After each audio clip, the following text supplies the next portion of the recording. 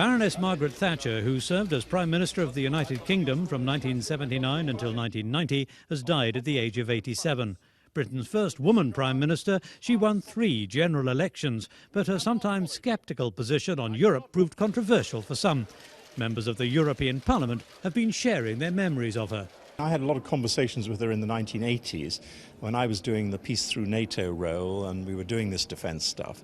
But she was actually I think, very pragmatic about Europe. And I know, although she said, we must have this or we must have that from a British perspective, I think by and large, despite some irritations, particularly in the German Chancellor and one or two others, there was a general understanding and an agreement that she did actually back very strongly for our side, but that she was not essentially hostile to Europe. I think that Mrs. Thatcher, coming in as an outsider, determined to shake things up, doing some good in terms of some of the reforms that she brought about, economic reforms and so on, nonetheless did the country, I'm sorry to say, a lot of damage in its relations with its European partners. And I fear that she may have set the country on a path out of the European Union.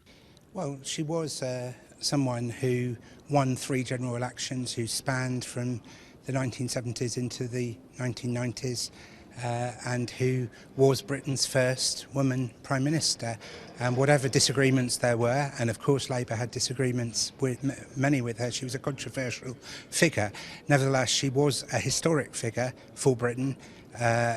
Many people in Britain who disagreed with her still respected her achievements, and Labour joins with everyone else in expressing sympathies and condolences on her passing today.